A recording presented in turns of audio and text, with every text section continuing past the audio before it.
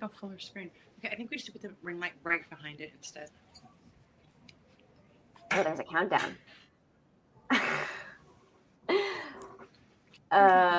Amazing. So can we just get started? Is that? You can just get started. Yeah. Amazing. Welcome, everybody. Cool. Welcome, everybody. My name is Nate Shulev. Super excited to be here. We are talking about invisible diversity within the startup community. So that is this session. If you just to make sure you are in the right place. And I'm an inclusivity expert. I'm the founder of my own consulting business. That's a social impact and DEI business where I help create workplace cultures where businesses and people thrive. And that is part of what we're talking about today. So I'm so excited to be joined by our amazing panelists who are going to introduce themselves. But our overall focus for this conversation is thinking about going beyond the diversity that we can perceive when we just meet somebody. So what are some of the other aspects when we're thinking about diversity and inclusion and equity that we want to talk about that we often don't discuss or really is present within our conversations? Amazing. So with that said, let's talk more about who we are and what brought us here. So Lauren, do you want to kick us off? Hi, I'm Lauren Milan. I have the honor and privilege of serving as CEO of Digital Undivided. We are the nation's leading nonprofit organization driving the global shift towards inclusive innovation and entrepreneurship for Black and Latino women. Digital Undivided is 10 years old. We've been doing this work for more than a decade, pushing on almost 11 years now, across three critical pillars of program for founders and women of color. And data research. We put out a lot of industry-defining data and research on the state of inclusion in innovation, entrepreneurship, and technology. And last but certainly not least, community and events, keeping us connected to one another and to opportunities. So really excited to be here with all of you. Thank you for having me. Amazing. Thank you so much for being here. And thank you for the work that you do. Rick, do you want to go next? Sure, I'll be shorter. Amazing background there, Lauren. So, with mine is I'm a new GP that's just launching a fund here in Ireland, but I'm actually calling from Oslo. My pronouns as he, him, and I'm on an accelerator program here to launch my own startup as well. That's to do with providing equal opportunity in investment for everyone, everywhere. So, yeah. Amazing. Thanks so much. And Tara, on to you. Or is it Tara or Tara? Which emphasis? It is Tara. Tara. Amazing. Thank you, Nate. Hi, everyone. Glad to be here. My name is Tara Marshall-Hill.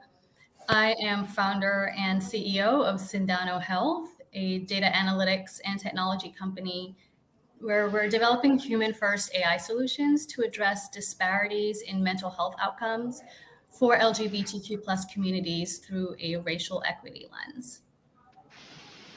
And I'm also the chair of the DC chapter of StartOut. Fantastic. So thank you all so much. So we already, even just through our introductions, kind of started to talk about some of the different ways that we're entering this work and what it means. But this is like the concept of what we're talking about here is invisible diversity. So I'd love to start out with just what do we think that means? Why are we talking about it? Why is it important? So just to start out there, I can say on my end, I'm autistic, I'm Jewish, and often when I meet folks, it's not I don't go around introducing myself in that way, right? So it can take a little bit of time to be able to understand what that means for the work that I do or how to make spaces inclusive. So when we're thinking about invisible diversity, what exactly does that mean to you all? And Lauren, do you want to kick us off? Ooh, wow.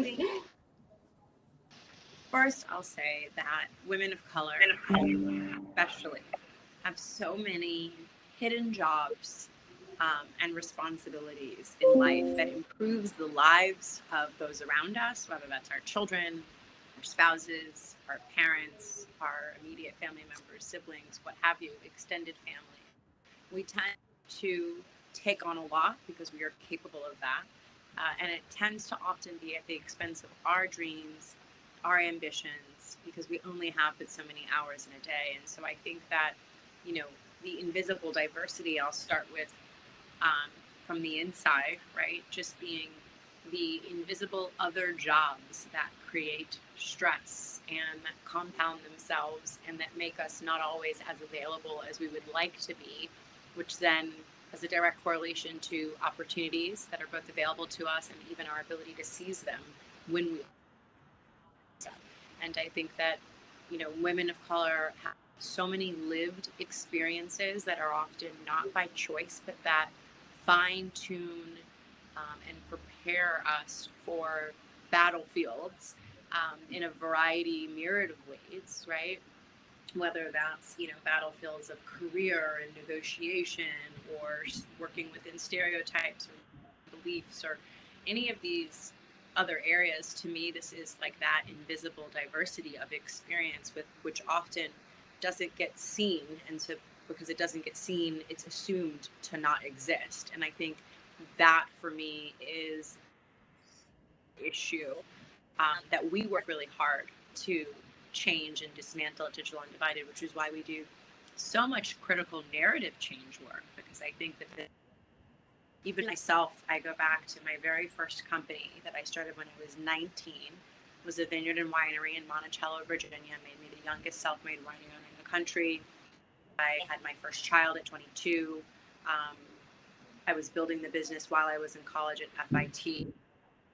Graduated 2000 and opened my business 2007. My son was born 2000. So many people that met me, especially those that then saw me have my exit at 26, said, "Oh, I mean, it's just amazing all these things you've done. You haven't even gone to college." It was such a poor assumption that because I, as a Black woman, you know, was having a child and married and starting a company young, that I had not also prioritized or fit in going to college, which, you know, shout out and kudos to all the incredible people who don't go to college, who have the ability to build. But these, I think, are the poor assumptions that women of color are, in particular, always fighting against. It's like, we're just going to assume that you don't want you to have, so that you can't sit at our table. Is a huge issue. And we are very diverse in that way, and it is invisible because I think we have learned to wear capes and hats and all these sorts of things, and we don't always put Superwomen logos behind them. Yes, thank you. There was so much in there. I think so. Thinking about the ways that our lived experiences kind of affect. You mentioned that both like the access to resources or just the opportunities, but then also thinking about the ways that these experiences also offer us ways to like opportunities for growth as well. And then also thinking about there's something else that you said, around assumptions, right? What these assumptions lead to and the ways that can impact us as well. Rick or Tara, do you want to hop in? I just, want to kind of also really bandwagon Lauren's comments. As a fellow woman of color, it's all of the above. As in addition, for me, primarily being femme presenting, not also carrying the identity of queer, and that people not assuming that, and then also being neurodivergent, also being an immigrant, even though I've been here for most of my adult life, all of my adult life, there is also that other aspect of cultural references that I still don't get almost 30 years in. And, just kind of other assumptions of, well, you must know this, or you must be a part of this because of how we are classifying you just being in front of us. And also, the kind of unfortunate stigma around mental health and neurodivergence, which are absolutely not the same thing, but very often overlap. when it comes to also being a woman of color, right? Because then it's, oh, you know, assuming that that's quote unquote white folks things, where, you know, where so many women and girls and boys of color are going underdiagnosed and misdiagnosed and not diagnosed, and therefore going into spaces without the supports that they need to thrive and to excel and for their talents to be amplified. And so those are, you know, again, like some of the very many identities and that we kind of carry with us that are not visible to the eye and therefore not considered in any way when we move in certain spaces. And we're automatically judged by very hetero, cis, neuro, you know, typical standards. Yeah, absolutely. Absolutely. Thank you so much for sharing. And so thinking about some of the ways that you highlighted what the experiences of being the other might mean, how it might affect us, the judgments that we face, I'd love to also think about some of these challenges specifically within the startup ecosystem and the startup community. Rick, I'm gonna pass it to you. You can talk about invisible diversity overall, or specifically some of these challenges within the startup ecosystem. Well, I'm coming from a pan immigrant who in Europe, so mostly Ireland and I guess Oslo now in Norway. So for the past month and a bit. So one of the it's the talking about assumptions. It's like the reverse assumptions as well. Like that's usually it's been faced. Like it's like what Tara was saying is like, oh, you know, you expect it to be to understand some jokes or some mentions of something, but then it seems to be sometimes I get the reverse, like, oh, he won't get it, so he will not. We can't include him in our discussions or in our communications, or which, and this is one of the things I tend to face a lot in the discrimination side of it. If I had to go there, but as an invisible diversity, it's these assumptions that I don't act queer, if that's the right way to put it. It's I act like a straight cis man, to be honest, and many don't presume that they presume as such, and sometimes comments are made that are usually like very put it in layman's terms, locker room talk. You know what I mean? Which gets me quite uncomfortable in many cases. So yeah, that's. I'll digress now.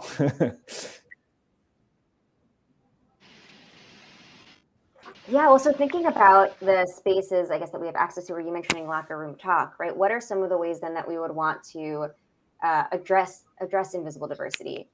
What are some of the ways that we can think about these challenges, or how we might want our communities to be thinking about some of the topics that we've been talking about?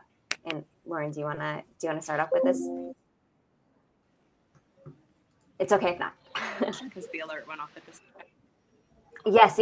So just what are some of the ways, so Rick mentioned like being privy to locker room talk and thinking about what that means, particularly when folks might be talking to us about something and they don't know about some of these aspects of our lived experiences that we have. So what are some of the ways that we might want our community to be thinking about these aspects of diversity?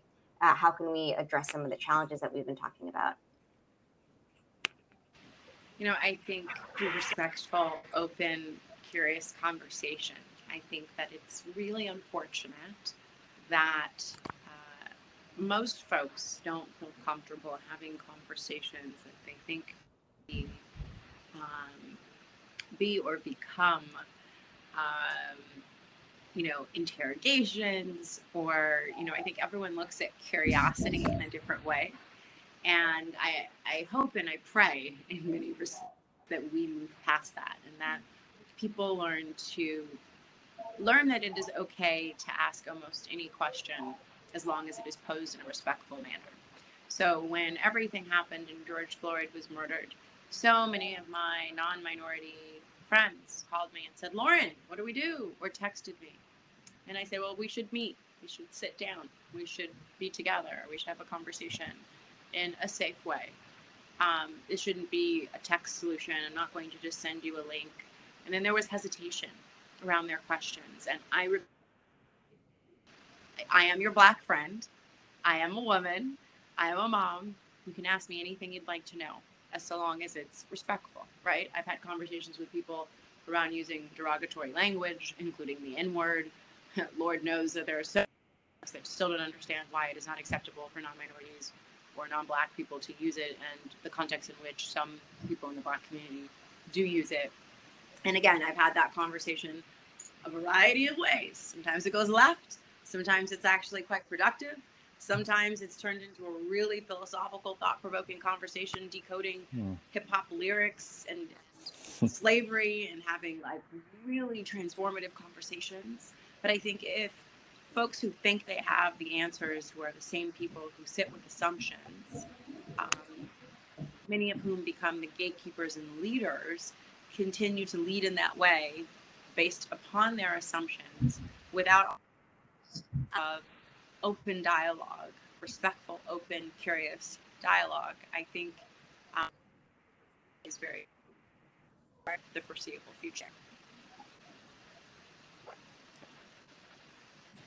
I would ask, if you don't mind asking, like, is that stage to get people to sit down and talk, or at least ask constructive questions? How, like the way it's done here? So, for example, in the program I'm in now, they did a panel discussion about situations that's happening around the country and discussing these things, but it quickly turned into a all white, Norwegian people, like this, put it that way. You know, there was no one from so it started to talk as if they were looking at from the other side, or from through a looking glass to a degree. You know what I mean? So how? It's a question I want to throw it to everyone here. So how do we get them to? Do we get the conversation? Not them. It feels like now them and us. But how do you get a conversation going whereby it don't feel like you're gonna be secluded indirectly? If that makes sense, what I'm saying. I'll just jump in quick and say panel conversation is not the place to have transformative, curious conversations. I completely agree. Yeah, 100%. At all.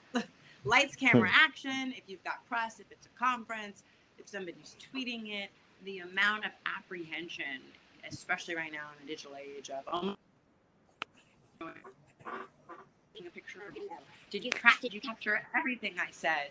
Or did someone just catch 3 words that can be extrapolated and become a looping reel of something that is inconsistent with what that person actually said or actually intended to say? Or is it just, one small portion that paints a very inaccurate picture? And I think there has to be trust created in situations. So I would ask you and ask everybody, what is it that can create trust? What makes the people who know they're going to be most uncomfortable in the conversation comfortable to start the conversation? Because otherwise they join and they do this. They're present, but they're not active. And just being present is useless. So just being in the room, check that statement. Well, that's the funny thing is we're in a panel ourselves doing it right now. Well, right. but that's a different situation. But we're not actually. We're not. Sorry. No.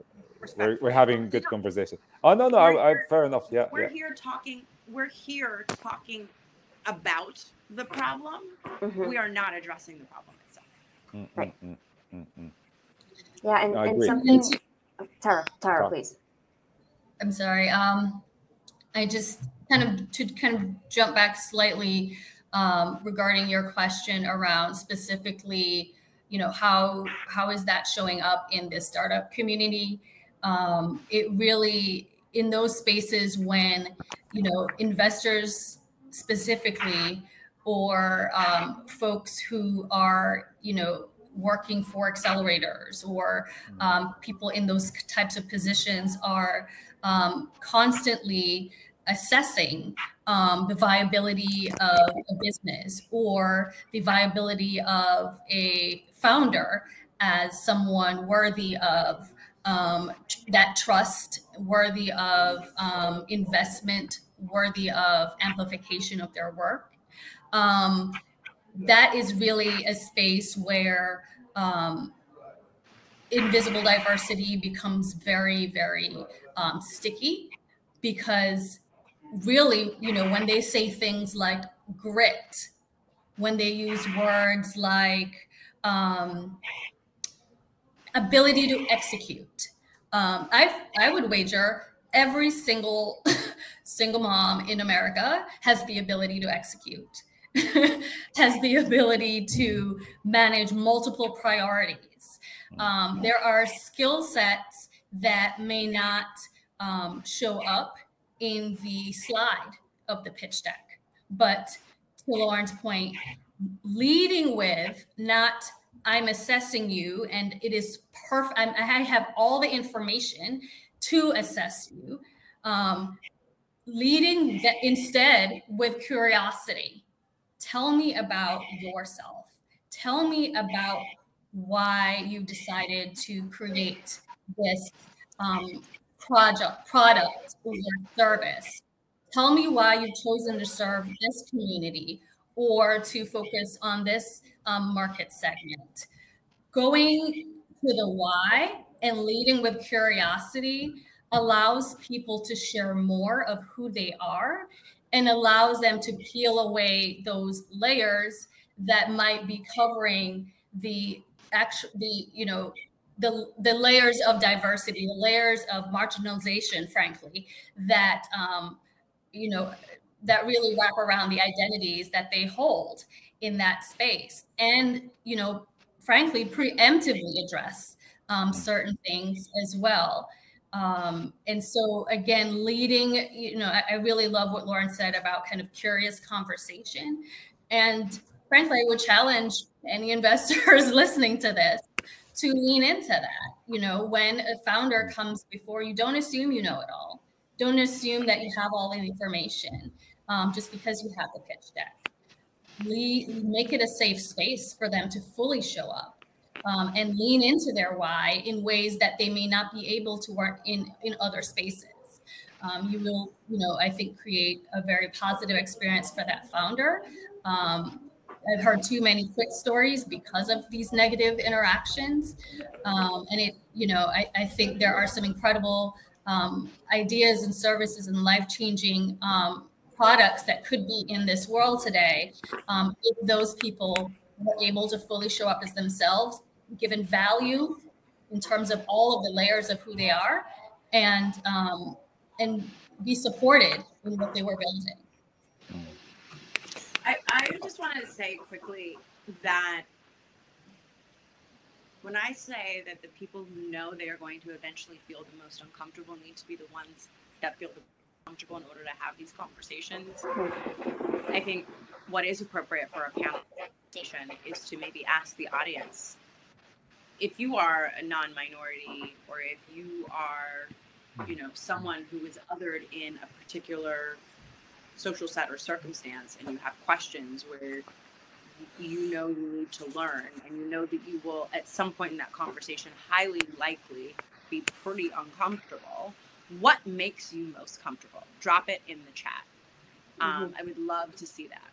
I often find myself telling non-minorities all the time, and at this point, I'm a 3-time founder, I'm an investor, I'm an advisor, I have board seats, I got portfolio companies, I have mentees.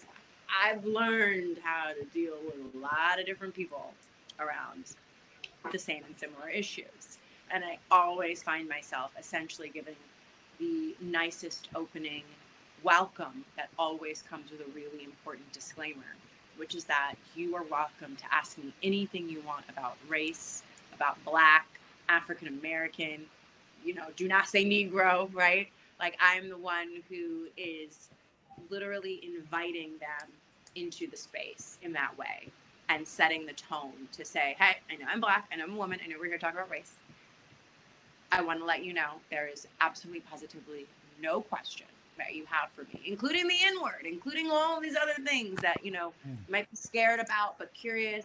Because so many of my friends, even that are white, they go, but can I just ask? Oh, wow. That's a great question. Like if you really don't get it, let's really have a conversation about it. But I find myself giving that disclaimer. So what disclaimers, or what could the room do, or what could the host do, or what could others in the room do to make people who know they're going to feel uncomfortable feel more comfortable in order to have transformative conversation rooted in respectful curiosity? I would really love to know that, because I think that part of the onus, in order to level the playing field to start the conversation, is on us if we're talking about race or gender, because I think somebody has to take the temperature down to let someone know that there is no need to be fearful about engaging, or that there is no need to worry about the backlash of a particular conversation, especially when both sides deeply want and really need to understand where the other is coming from. And it's not about right or wrong, right? Like I'm not even yet at the point in the conversation of right or wrong. It is really more about how can you attempt to put yourself in someone else's shoes to see, even if it's not how you want them to be seen, you need that vantage point in order to understand why it's not okay, or what ways would be better. Yeah.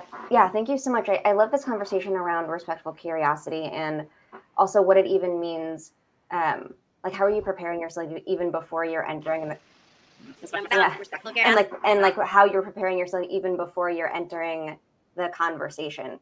So are you preparing to be uncomfortable, or even thinking about the assumptions that you make? How can you start to challenge those assumptions even before we're getting into the room? So thinking about the example of the investor and the assumptions around what working parents can do, or the abilities and skills that folks are coming in with. If you start to challenge those assumptions even before you enter these conversations, you'll be in a much better position to have these conversations that can be open and curious and also respectful, because you'll already know some of the things that are involved in the conversation. And we can do that on our own. We can listen to podcasts, we can read personal essays, we can read narratives of all different kinds of folks, people who have already put their stories out there and their work out there. So we're not putting any sort of additional burdens on anyone to tell their story if they're already telling it. There's a ton of information that we can do even before we start to have these conversations. Thank you for saying that, Nate. There really is about requiring the marginalized to bear the burden of educating the privileged. When you do have one-on-one or friendships or whatever where that is a safe space, but it is totally okay to be like, I don't have the capacity for that today, and that is perfectly okay. Maybe another day. And in the meantime, here is, here's an author. To your point, there's so many, diversity educators. That whole industry completely blew up in this space. And I follow you actually on LinkedIn, Nate. So, in that perspective, here's someone for free. You can go and read their profile and make sure you like, comment, and share. So you're amplifying their work. There are ways to do it without shutting it down and without taking it on yourself. You can, there are absolutely, especially nowadays, so many amazing opportunities to learn for those who truly want to learn, and safe spaces where there are folks who are paid to hold that space and to field those questions, who they can sew into. There's so many of those opportunities as well. So I just kind of wanted to to put that in there. So start to run to all of their Black friends and pepper them with questions. It's like, okay, take a moment, do what you can on your own first, and be very clear about the boundaries and respect them. Right. Yeah, absolutely. And knowing that there are those boundaries, because let's say I post something on LinkedIn, I've done that. I've taken the time. I know that this is where I put my energy. But if I'm going to have a casual conversation and somebody's going to ask me what it's like to be trans, or ask me about, I don't know, right, like what I'm doing, you know, and what that means, I'm not ready for that conversation.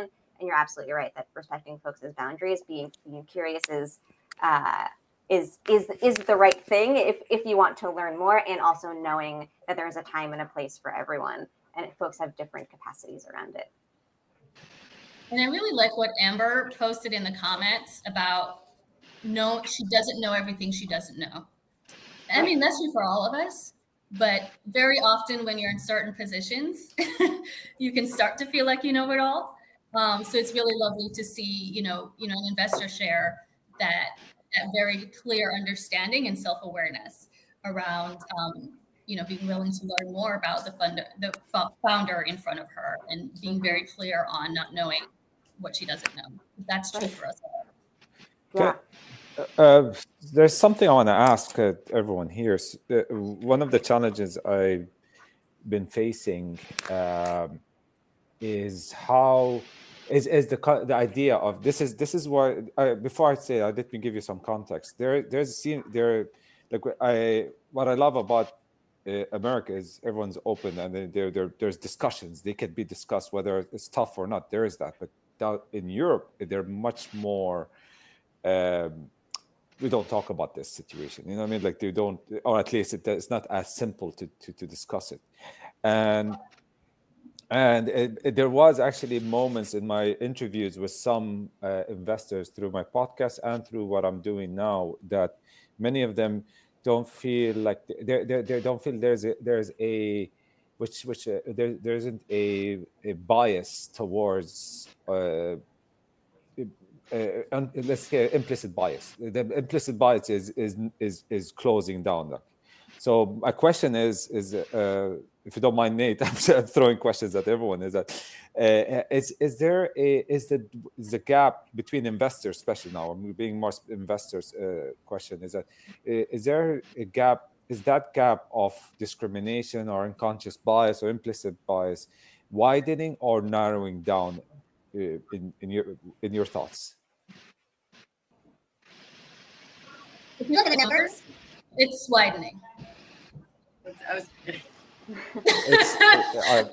Thank you. I would love to get that. But Lauren, I'd love to get that number. I'll pass it off to Lauren, actually. Oh, did we lose her again? Okay, there you go. Oh, she's here. I can see her. Oh, okay. Here, I don't know. Something happened. Camera is the last. It is okay. It happens. Do you see me and hear me? You're cutting off. We see you, but it's just breaking up. Coming in. Am I back? Am I back now? No? Yes? No? Yes? Your audio is back. Your audio is back, yeah. Okay, no video? It's slightly delayed. It's slightly delayed, yeah. Okay. Well, sorry, we won't keep the audience waiting. Apologies.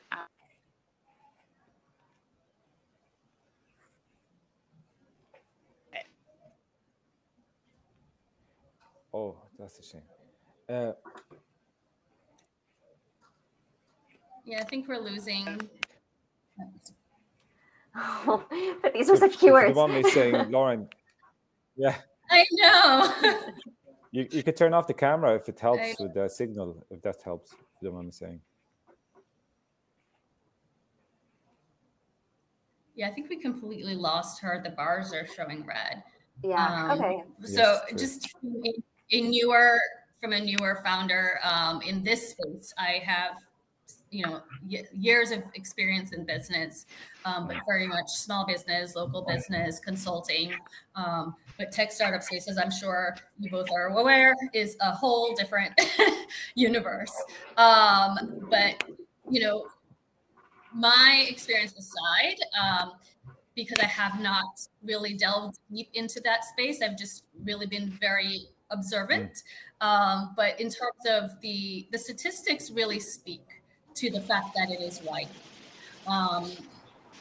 Black women founders, for example, are getting even less than they were before. And the last time it was 0.2% of all VC funding went to Black women founders. And I believe it went down somewhere in the 0.2. The next decimal number might have changed, or it might have gone to 0.1 something. But either way, it is abhorrent that is a thing. So I'm guessing it's the same with many. And I'm guessing it's the same with the rest of the underrepresented founders or ecosystem as well. In terms of widening, she's back. Wait, hold on a second. I don't know if you can hear me or not, but all I heard was Rick say the rest of the underrepresented founders. I guess stop you there, Rick, and say. Yes, we have to be very clear about who you're speaking of. Yeah, and I know she's saying something too. So yeah, I can see that. Oh, this is awful. Tell me okay. If you hear me again. Chances are maybe you're far away from the Wi-Fi box. Just to let you know. No, I'm not. Okay, you're back for the moment. Okay. All I was saying was very respectfully, Rick, I have to stop you there to say there is no similar to the rest of them as underrepresented groups. When you take women of color, specifically Black and Latino women, I, Lauren Mylan, I'm a world citizen. I live in Puerto Rico. I speak fluent Spanish. I speak fluent French. My kids are bilingual. I am a woman of the world, and I personally am very much for all people. Our work at Digital Undivided is centered on Black and Latino women, and we put out the research from our research institute. We put out Project Diane as a research report that says that less than 0.5% of venture capital funding goes to Black and Latino women-led businesses. Hands down, that's a problem. So Rick, I respectfully, as your new friend, ask you to reframe the way in which you just asked that question or made that statement, in fact, which was you imagine it is the same for the other underrepresented groups. It's very different. It is night and day. We can look at other ethnicities and backgrounds that make up AAPI or BIPOC communities, and while their issues are very bad as well, and ones that absolutely need to be addressed, they pale in comparison.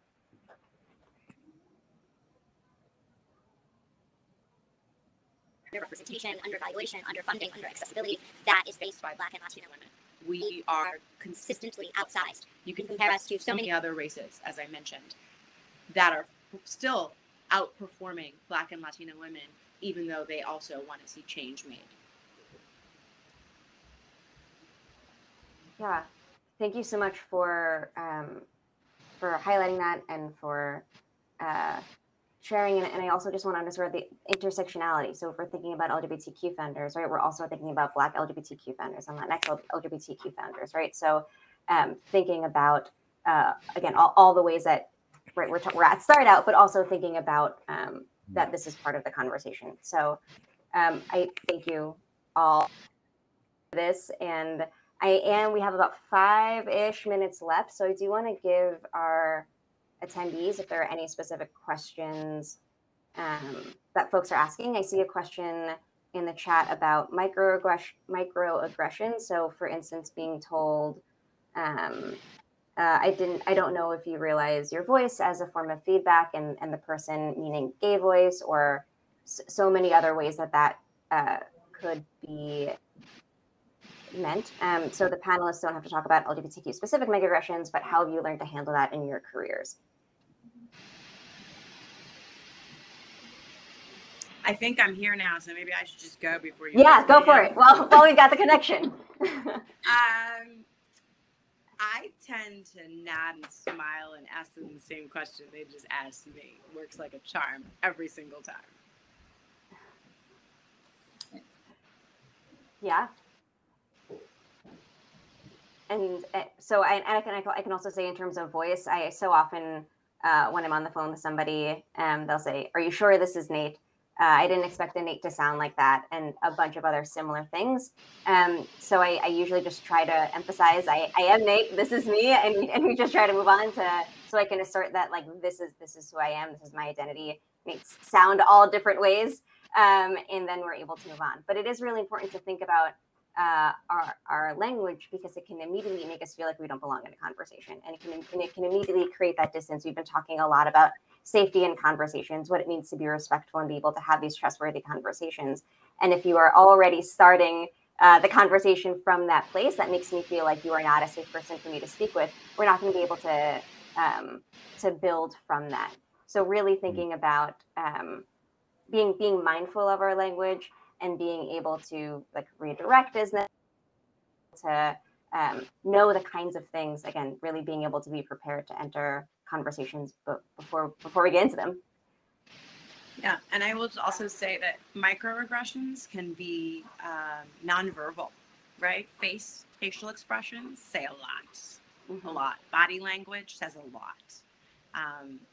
And I would remind the audience and folks who really want to make a difference in the world that yes, your words matter, but also how you carry yourself in the world and how you approach these conversations and show up in them matters too. So I'm always very cognizant of, you know, am I looking defensive? Am I being open? Am I, what is my body language saying? Am I leaning out and like, doing something else on my phone? Am I leaning in and giving you my attention and actually making eye contact with you? If you're telling me something emotional or something that is close to your heart, am I leaning in to feel that sentiment so that we can have a transformative conversation? Or am I just kind of, as I said before, present, but like half in, half out, or like half tuning out? Doesn't make the other person feel good, A. B, won't get us anywhere at all. Right. Yes. Yes, absolutely. And thinking about body language, I also want to bring in, so I'm autistic, which means that sometimes my body language isn't actually matching up to what I'm intending to put out there in the world. So what I really appreciate from folks sometimes is saying, hey, I'm getting this from you. Is this what you mean? Like, hey, this is how I'm perceiving what's going on here. Can we talk about it? And similar to what we were talking about before about having that open conversation, I think addressing it directly, saying, hey, I'm getting your body language, like saying that you're not present with me right now.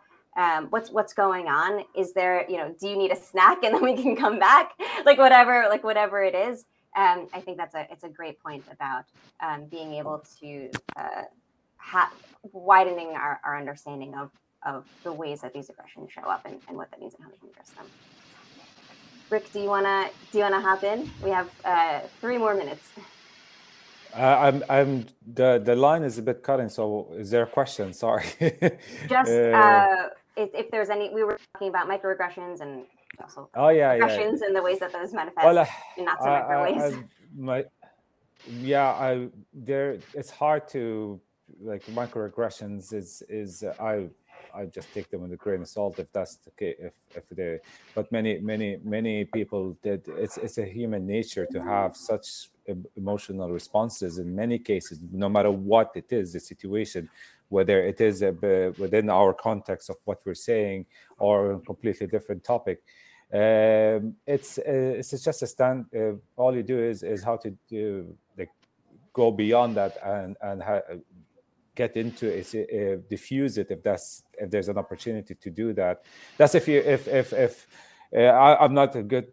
I don't treat people very well, so I tend to not notice the microaggressions. I end up going like just not noticing it. So maybe that's a good thing. I'm not sure, but So in many cases, is how do you diffuse it and just move and be able to let that person realize that it's okay. You don't need to be defensive, because we could discuss whatever needs to be discussed in a more calm manner or in a good, like a positive way, basically.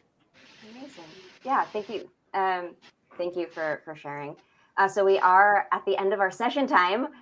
These things go by very quickly, so thank you all so much for joining us. I see that Rick put his LinkedIn in the chat. If other folks want to add your contact information about where folks can find you, and if there's any final words in our last few seconds that we want to end with. But thank you so much, and thank you all so much for joining us and for participating and wanting to talk about this and wanting to make our communities better.